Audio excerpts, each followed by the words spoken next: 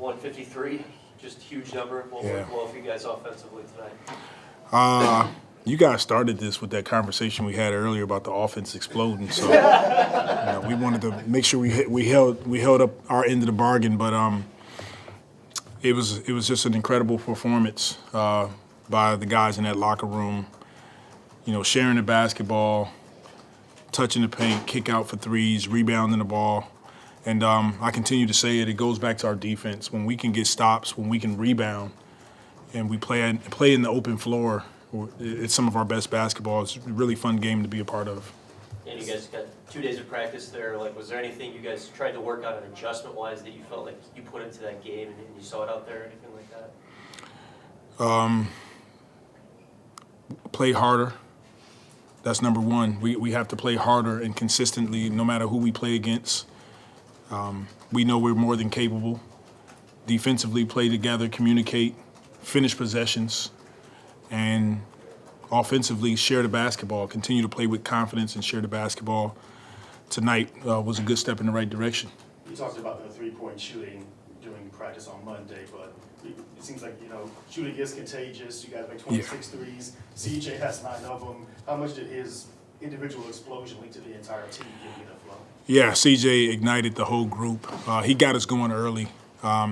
He did the same thing last time we played here. He got going early, shooting the basketball with confidence. Guys started to look for him, and it's like you said, it's contagious. Now other guys are getting a part of it, and it's once again, it's beautiful basketball to be a part of, and it's fun to watch.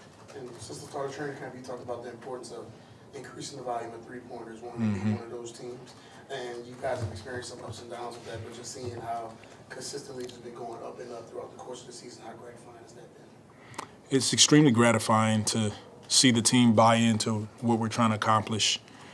We go over it over and over again on film. We get on the floor, we work on it, and it's great for them to come on the floor, have some practice days, and then have that carryover in the game where we continue to trust that these shots are open for us. We're going to take them. I thought CJ, Brandon, Z, they do a great job of finding their teammates. Z with 11 assists tonight, career high for him. So that's what it's about for us, continuing to get stops and make sure all the guys are involved. Yeah, I was going to ask about Z next because you talked in practice yesterday about getting the ball in his hands early, career high in assists. How much did that kind of play into that, him just getting involved early, getting the feel for it, and kind of being able to put his imprint on the game?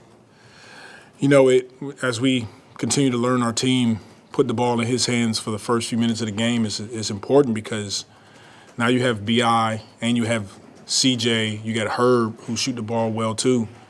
All of those guys are spaced. It allows Z to attack the basket, touch the paint, and if they help, he's going to make the right play 99% of the time, and that's what he did tonight. One of the things we saw for you guys was going to Larry there to start the second half. Can you just explain what went into that decision there? We're continuing to evaluate our first unit, and we want to try to, as best we can, continue to help that group be the best that they can in the minutes that they play. And that's a way that we can shorten the minutes and see how Larry looks with that group. JV will continue to start, but, sometimes we're kind of matching the groups up to get the best groups on the floor together.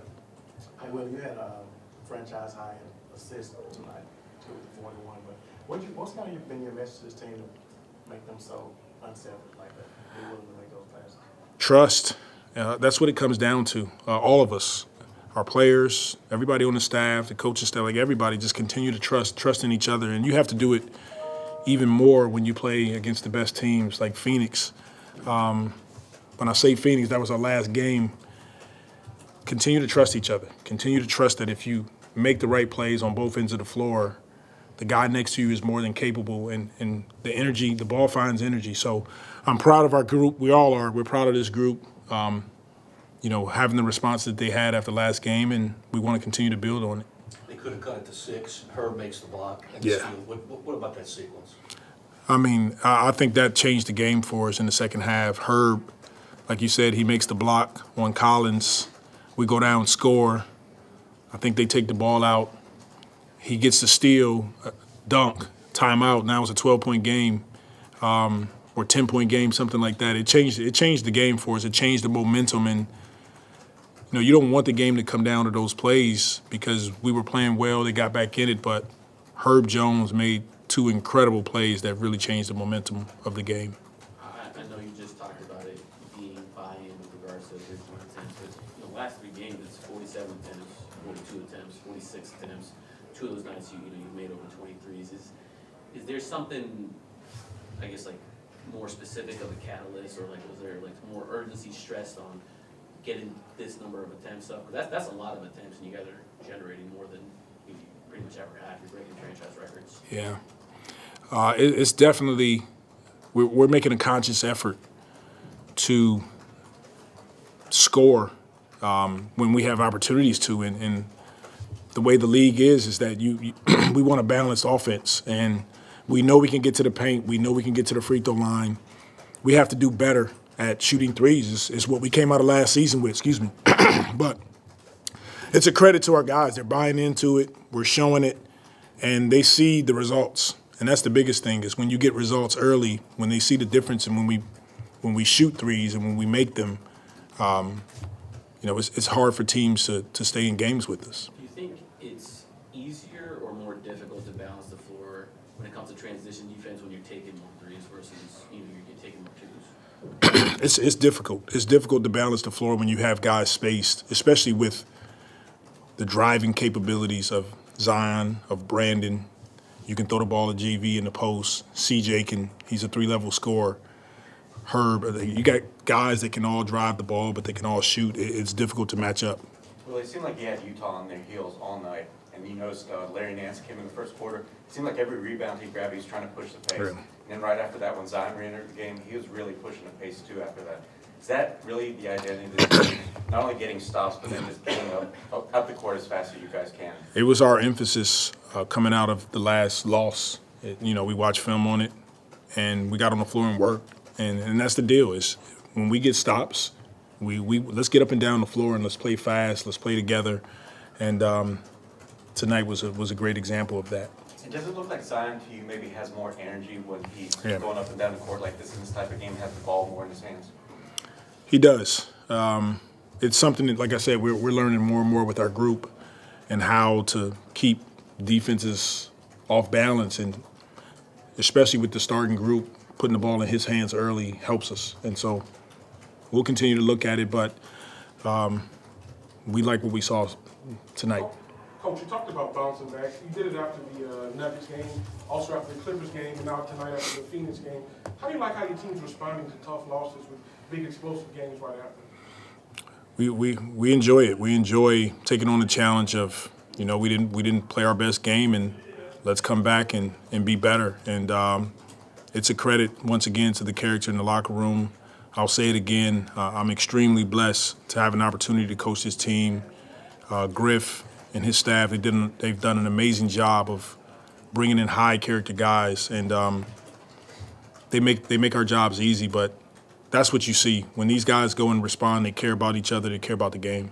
And when you say some spectacular dunks with Zion, but what were your impressions? That was crazy. The one-hand dunk was that was pretty spectacular. But he can do things like that, and I don't get used to it for sure. I do not. Every time I see it, I'm amazed. I know you got multiple all-star level players, but I think CJ is now perhaps the highest scoring average guy for a guy who hasn't made an all-star game. Just what do you think about his candidacy for a guy, for what he's done this season and just what he's been able to accomplish in his career? Yeah, I mean he's the consummate pro. He's done it all his career, and we would definitely love to see CJ get an opportunity to be an all-star. But I think he'll agree with this. More importantly, we want to have a deep run into the postseason and playoffs and have an opportunity to do some damage in May and June, hopefully. And so we want those things to happen for all of our guys, but more importantly, we want them to continue to do everything it takes to contribute to winning, which they're doing. All right, thanks, Coach. Thank you. Appreciate it.